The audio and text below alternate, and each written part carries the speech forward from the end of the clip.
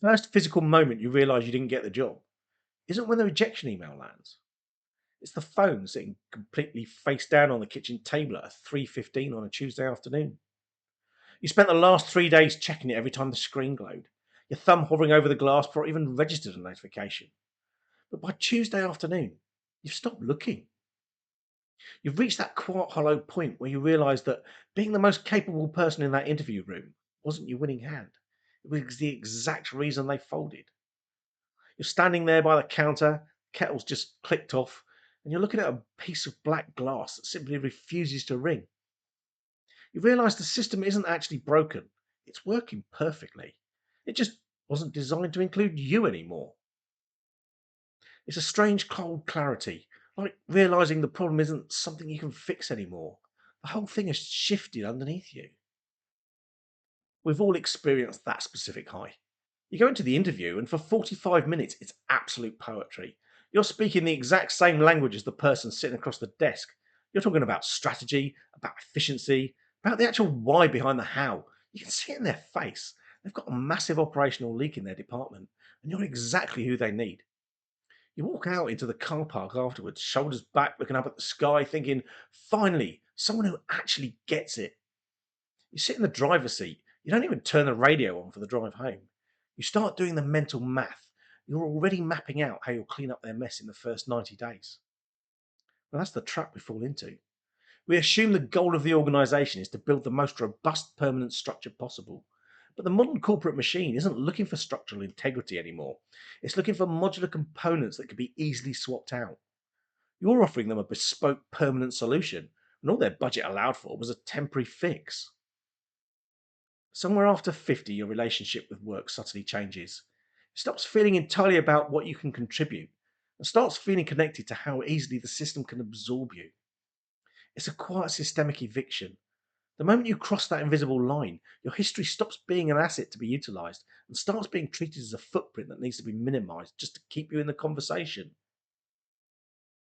Wednesday passes, then Thursday arrives. The silence in the house starts taking on actual physical weight. It's heavy, damp, and lingering in the corners of the room. You find yourself doing something incredibly destructive. You start replaying the conversation while you're making yourself toast at midnight, running a complete audit on the meeting in your head. Did I sound too established? Did I mention that project from 10 years ago too often? Was I too definitive when they asked about the regulatory compliance issue? You start to feel like a piece of legacy hardware. It's not that you're obsolete because you're weaker. You're obsolete because you're inconveniently powerful for the current layout.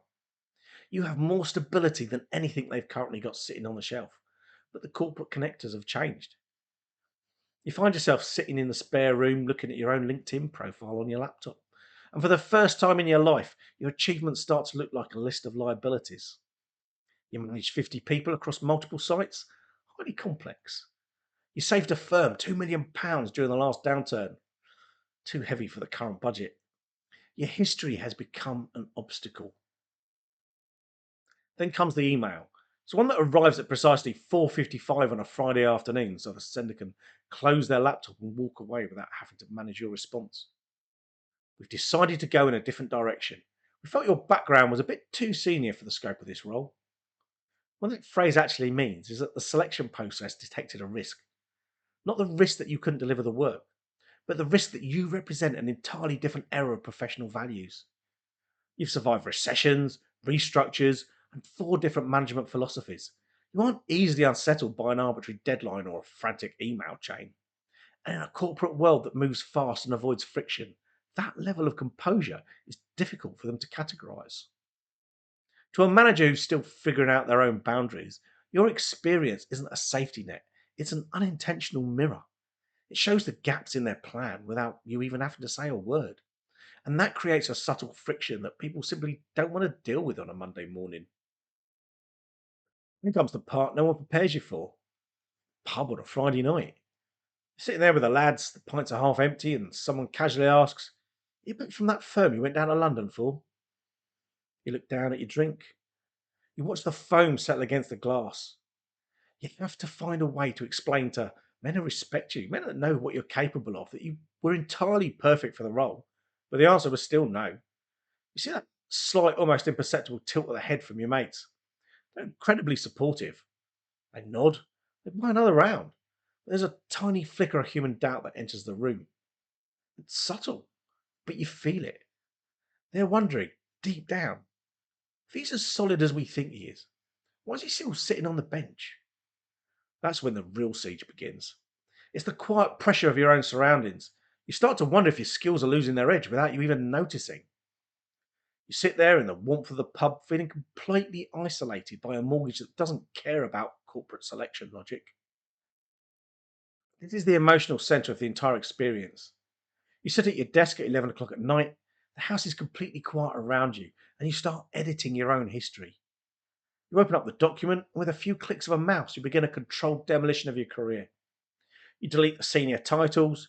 You remove the years where you actually learn the most about handling a crisis. You deliberately soften your achievements. You swap out words like spearheaded or transformed for neutral, bloodless phrases like assisted with or supported. You're trying to make yourself look less substantial.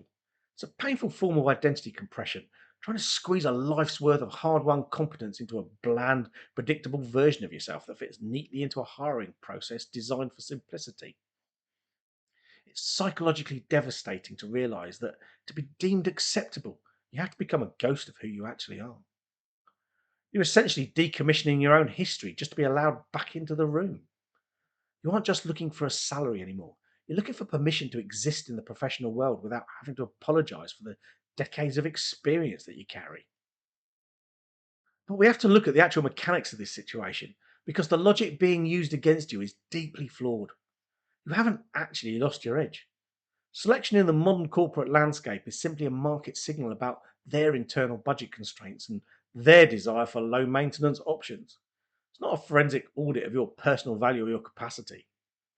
If a high quality component is rejected because a manufacturer decided to use cheaper disposable materials instead, that isn't a failure of the component. The machine has simply changed its parameters. You aren't a malfunctioning worker. You're an individual operating in a market that's currently obsessed with the temporary. Whatever you do, don't blunt your own edge just to fit into a system that's lost its own sharpness. The gap between being entirely fit for the job and being selected by a process optimized for something else is exceptionally wide right now. But it doesn't alter the reality of what you can deliver when the pressure's applied. The weight hasn't changed, and you're still the one who understands how to balance the load. The foundation is still solid. I'll see you in the next one.